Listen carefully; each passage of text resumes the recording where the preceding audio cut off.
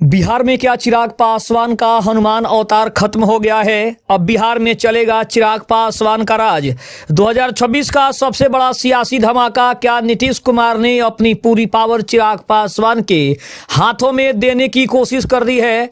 इससे क्या जुड़ा है यूजीसी का मामला, क्या जुड़ा है चौकीदार दफादारी का मामला? आइए इस पूरे खबर को विस्तार से जानने की कोशिश करते हैं। उसके पहले अगर आप हमारे चैनल पर नए हैं तो चैनल को जरूर सब्सक्राइब कर लें।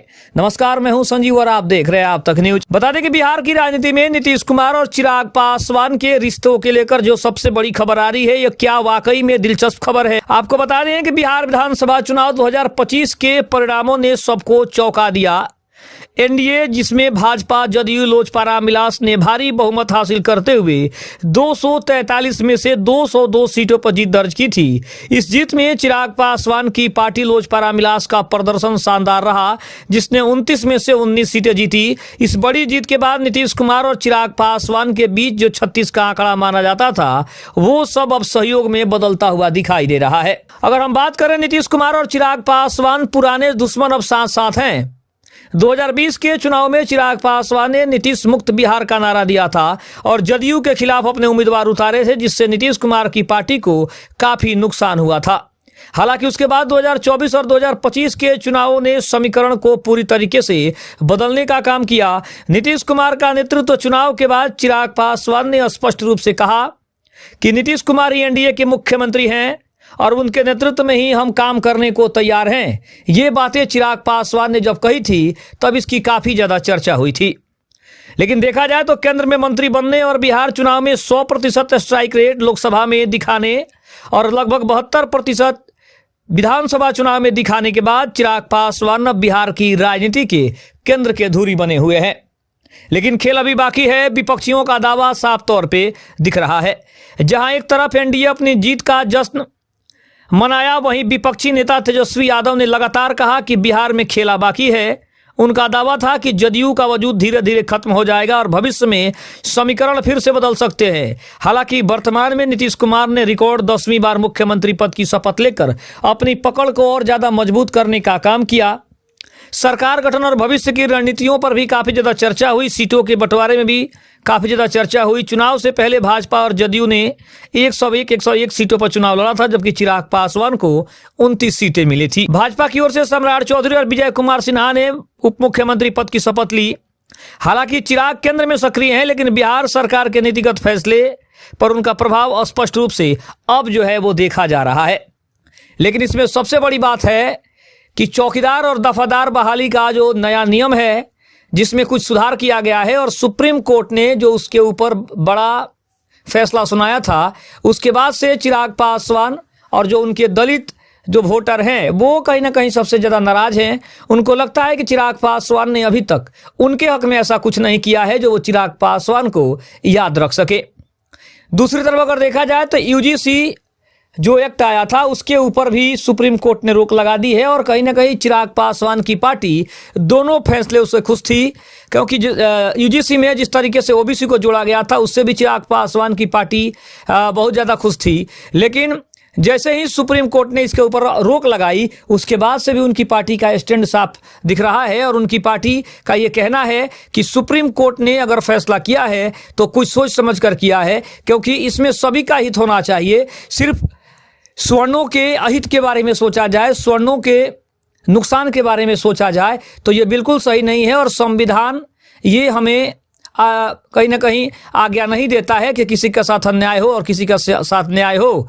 तो ये सुप्रीम कोर्ट का जो फैसला था उसे सभी लोगों ने सर्वसम्मति से मानने का काम किया है। लेकिन अब सबसे बड़ा सवाल ये है कि आखिर चिराग पासवान अब किस भूमिका में हैं? क्या नीतीश कुमार ने अपना पूरा पावर चिराग पासवान को देने का बड़ा फैसला कर लिया है? क्या नीतीश कुमार बिहार की राजनीति से संन्यास लेने वाले हैं? क्या चिराग पासवान को एक बार फिर से बिहार में जो लोग देखना चाहते हैं कि वो मुख्यमंत्री के पद पर बने रहें या फिर मुख्यमंत्री के पद पर बैठें, क्या उनके लिए सबसे बड़ी खुशखबरी है? तो आपको बता दें कि चिराग पासवान और बिहार की राजनीति ये दोनों काफी आपस में मेल खाते हैं। बिहार की राजनीति में 2025 के विधानसभा चुनाव एक ऐसे ऐतिहासिक मोड़ पर समापन हुआ जिसकी कई वर्षों तक चर्चा होती रहेगी, क्योंकि 243 में से 202 सीटों पर चुनाव जीतना ये कहीं ना कहीं इस बात का सबूत दे रहा था कि एनडीए ने एक तरफा बहुमत हासिल किया और महागठबंधन को पूरी तरीके से झकझोरने में और तोड़ने मरोड़ने में पूरी भूमिका निभाई। लेकिन अब आपको बता दें कि बिहार के 243 विधानसभा सीटों पर 2025 के चुनाव परिणामों ने विश्लेषकों को भी चौंकाने का काम किया। एनडीए ने 202 सीटें जीतकर प्रचंड बहुमत हासिल किया। नीतीश कुमार उनकी स्थिति और मजबूत हुई, क्योंकि उन्हें भाजपा के साथ मिलकर बेहतर तालमेल दिखाया। चिराग ने अपनी पार्टी के लिए 19 सीटें जीतकर यह साबित कर दिया कि वे बिहार के युवाओं और दलित समाज के बीच सबसे बड़े चेहरे के रूप में उभर रहे हैं। लेकिन अगर देखा जाए तो जनवरी 2026 के अंत तक कैबिनेट का विस्तार भी होने की चर्चा चल रही है। हालांकि अभी तक इसका बड़ा फैसला नहीं आया है, जिसमें चिराग पासवान की पार्टी एक और मंत्री, कोई बड़ा पद जैसे विभाग, स्वास्थ्य या फिर शिक्षा, इसके बारे में चर्चा हुई। हालांकि भाजपा के सम्राट चौधरी और विजय सिन्हा उप मुख्यमंत्री बने, लेकिन चिराग पासवान के समर्थकों की मांग थी कि चिराग को भी सरकार में भविष्य के चेहरे के तौर पर बड़ी भूमिका दी जाए। लेकिन विपक्ष फिलहाल 30 से कम सीटों पर सिमटा। तेजस्वी यादव का दावा था कि नीतीश और चिराग का यह गठबंधन स्वार्थ पर आधारित है और यह ज्यादा दिन तक टिकने वाला नहीं है। विपक्षी खेमा किसी बड़े मतभेद का इंतजार कर रहा है ताकि खेला किया जा सके। लेकिन 2026 का साल बिहार के लिए प्रशासनिक सुधारों का साल माना जा रहा है। नीतीश कुमार के अनुभव और चिराग पासवान के बिहार फर्स्ट और बिहार फर्स्ट विजन के बीच संतुलन बनाना ही सरकार की असली चुनौती होने वाली है। लेकिन देखा जाए तो चिराग पासवान केवल एक सहयोगी नहीं बल्कि एनडीए के पावर पिलर और नीतीश सरकार के भविष्य के रूप में उभरे हैं। 2025 के चुनाव परिणामों के बाद उनकी भूमिका और ज्यादा प्रभावशाली होती दिखाई दे रही है। हालांकि बता दें कि चिराग पासवान वर्तमान में केंद्र में खाद्य प्रसंस्करण उद्योग विभाग जो है वो संभाल रहे हैं।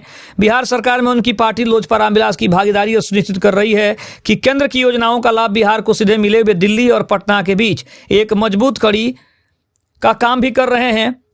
अगर देखा जाए तो 2025 के चुनाव में चिराग पासवान की पार्टी ने 19 सीटें जो जीती, ये साबित करता है कि पासवान वोट बैंक और युवा वर्ग पूरी तरीके से चिराग पासवान के साथ पहले भी खड़ा था और अब भी खड़ा है। वे बिहार में दलित चेतना के सबसे बड़े चेहरे हैं, जिससे सरकार को सामाजिक संतुलन बनाए रखने में काफी ज्यादा मदद मिलेगी। हालिया खबरों के अनुसार चिराग पासवान जो है वो बिहार यात्रा पर भी जाने वाले हैं और उसका उद्देश्य भी है कि वो धन्यवाद यात्रा इसलिए निकाल रहे हैं क्योंकि जिस तरीके से उनके पार्टी ने प्रदर्शन किया, जिस तरीके से एनडीए ने प्रदर्शन किया और उनकी पार्टी ने 19 सीटें जो जीती है 29 विधानसभा सीटों में से, उसमें कहीं ना कहीं चिराग पासवान को ऐसा लगता है कि बिहार की जनता ने जो अपार समर्थन, अपार प्रेम और अपार जो आशीर्वाद उनको दिया है, उसका कहीं ना कहीं धन्यवाद देना बनता है।